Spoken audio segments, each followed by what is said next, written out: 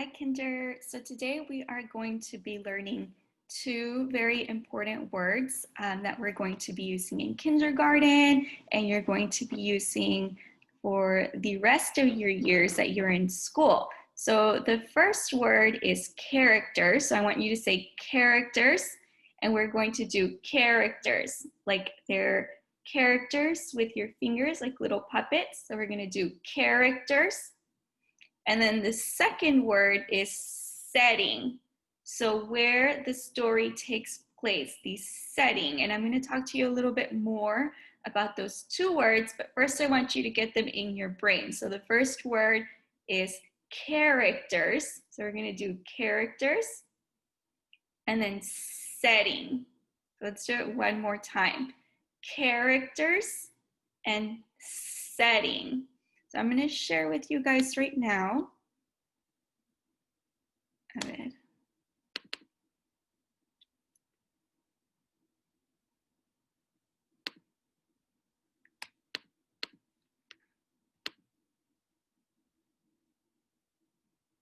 So we have our characters and setting, y en español se dice personajes y el escenario. Entonces, paying close attention to the characters and the setting in a story can help us to understand the story better. So it helps us to understand what the author is writing about and why.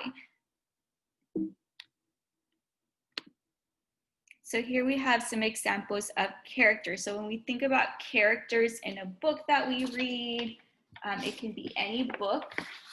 There are different characters in the books that we read. So if you give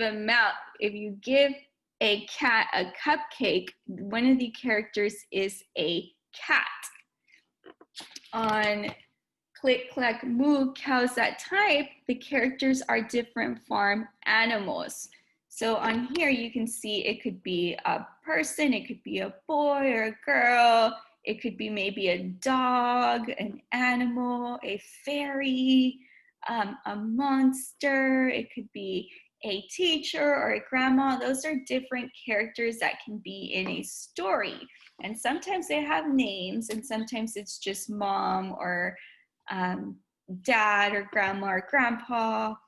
And then we have the setting. So the setting tells us where the story takes place. Where are the characters in the story? So on here, on Click, Clack, Moo, Cows That Type, the setting takes place, the story takes place in a barn. They are in a barn on this story. And if you give a cat a cupcake, the setting actually takes place in the house of the character.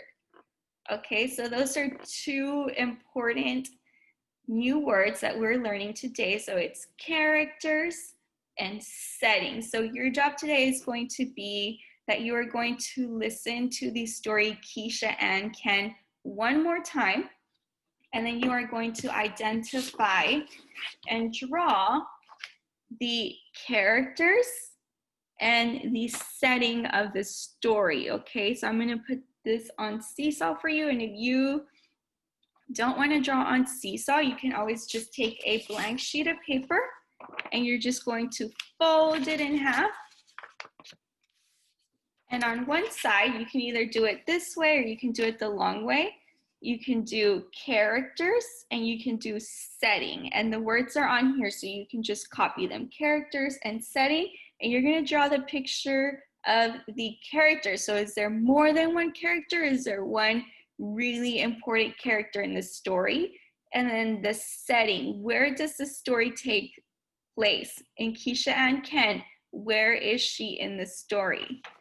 Okay, I'll see you guys in a bit. Adios. Okay, so this story is called Keisha and Ken. And we see a girl on the front cover and it looks like she's at school. And this book was written by Daniel Kirk. Keisha and Ken by Daniel Kirk.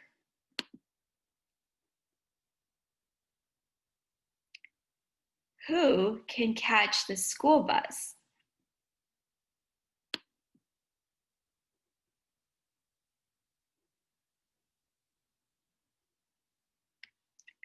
Who can wait in line until it's time to go inside?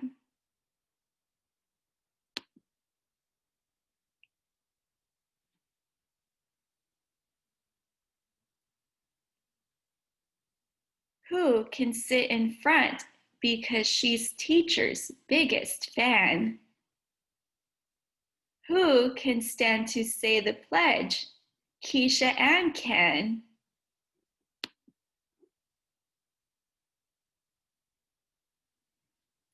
Who knows all the weekdays? Who can read the alphabet? Who can sharpen pencils? Who can feed the classroom pet?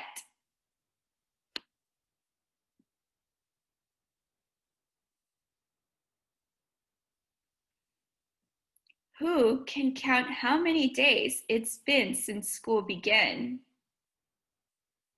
Who can pass out paint and brushes? Keisha and Ken. So I'm going to stop right here and I want you to pay attention to the illustration.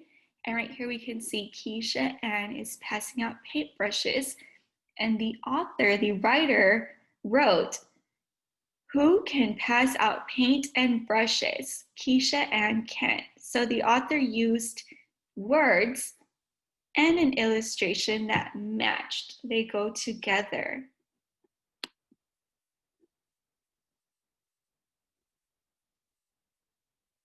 Who can paint a picture and sign it with her name? Who can guess what words are missing in a rhyming game?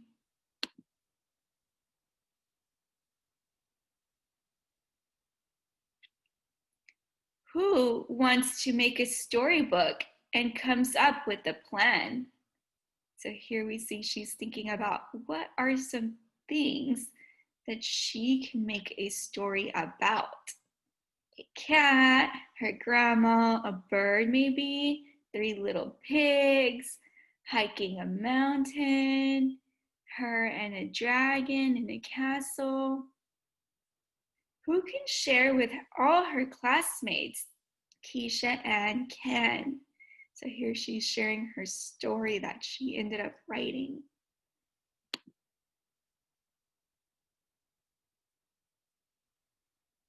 Who can build a tower of blocks a dozen stories high? And if the blocks fall down, who's going to have another try?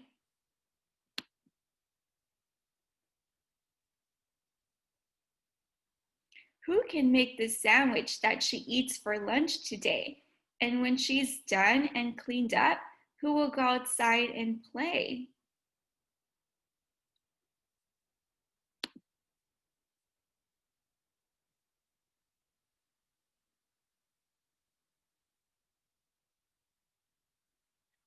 Who can take turns jumping rope until recess is done?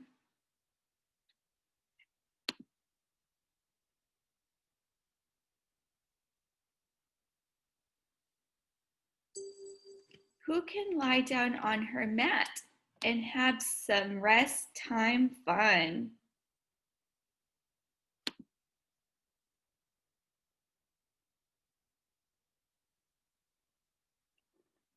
Who can play at dress up time with three scarves and a fan? Keisha and Ken.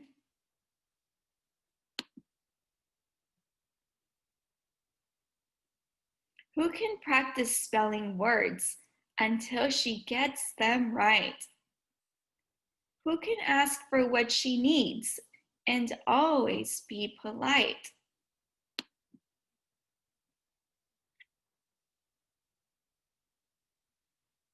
Who can count her coins and count again in case she's wrong? Who can play marimba as she sings the sweetest song?